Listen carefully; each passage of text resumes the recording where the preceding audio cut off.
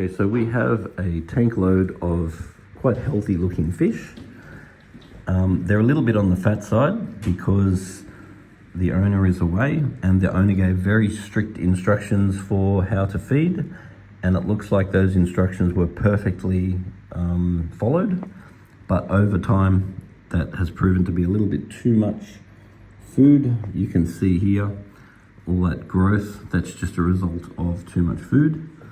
We've also got a Geophagus down the back there, Braziliensis, who has had his fins stripped, presumably by this jaguar cichlid, which can be quite aggressive.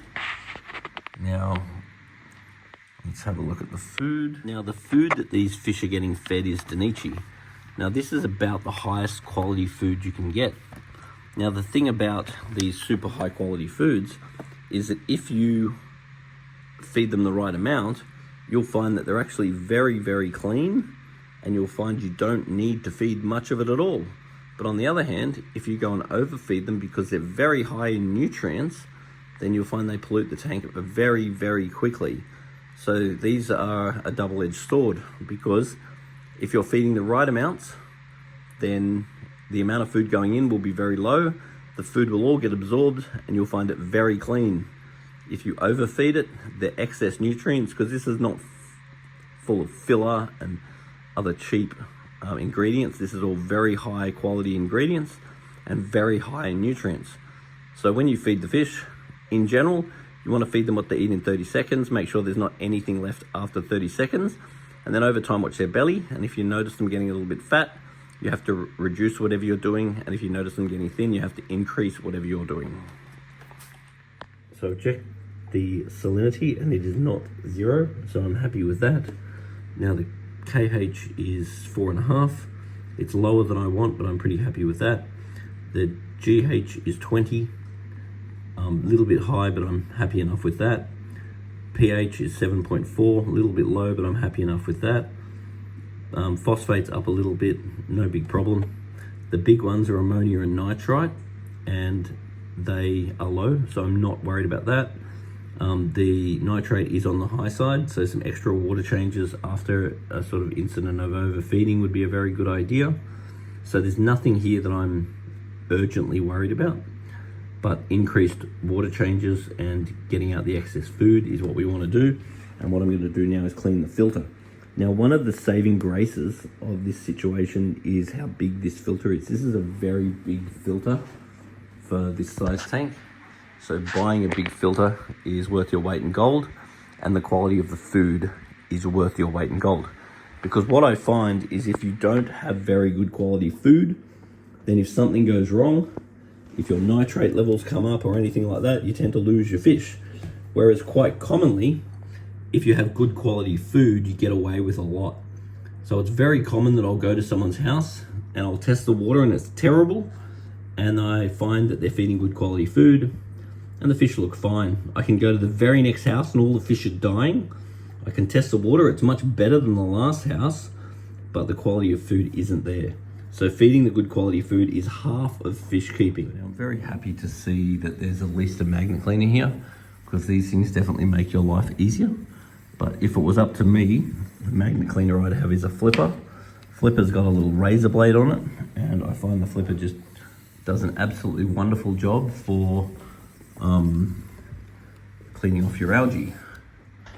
Now, the other thing I'm just going to check on too is check whether that temperature is the case, because that temperature is a bit on the cool side. Now at this stage, I'm going to assume that is not the temperature in the water, and I will know by I will add a thermometer just to check.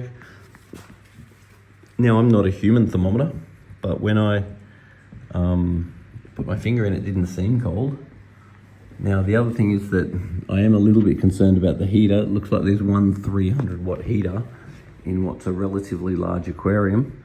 So if it was up to me, I would consider a backup heater. You can also get inline heaters now, but I'll just whack the thermometer and find if it actually is a problem. Now, when you clean these filters, it's really important you turn both these taps off before you start trying to open the filter, or you'll have for yourself a really wet fun time. Thermometer is saying 24 degrees, so I'm not too worried about that temperature at all. This thermometer is saying 19 for some reason. Temperature feels okay. If it was running cold, that would be a reason why the fish have not eaten as much, because their metabolism would have slowed down, but I don't actually think that was the problem. So this filter was actually cleaned just before the owner went away. And look at that. So basically way too much food's gone in there, even though the instructions were perfectly followed.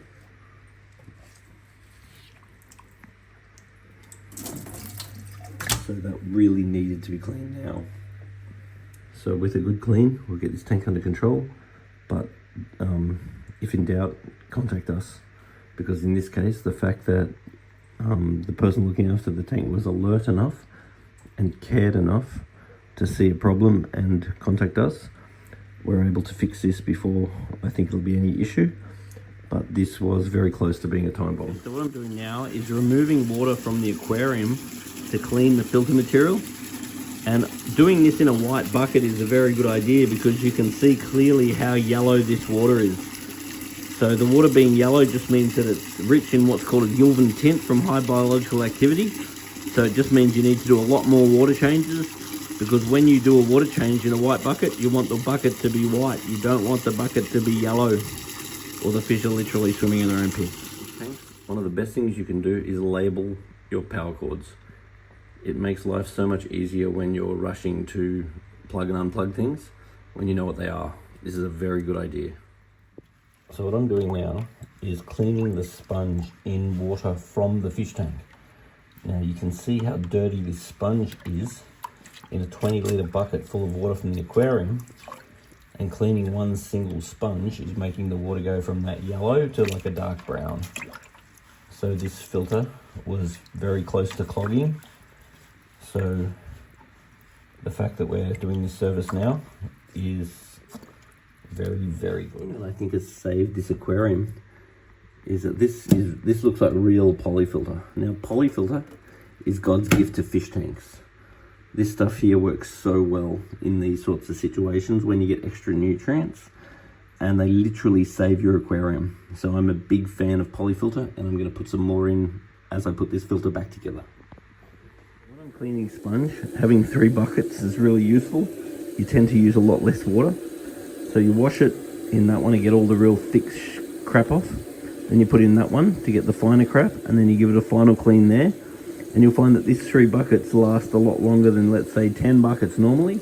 Now, because it's winter and this tank's already 24, so it's on the cooler side, I'm worried about taking out too much water.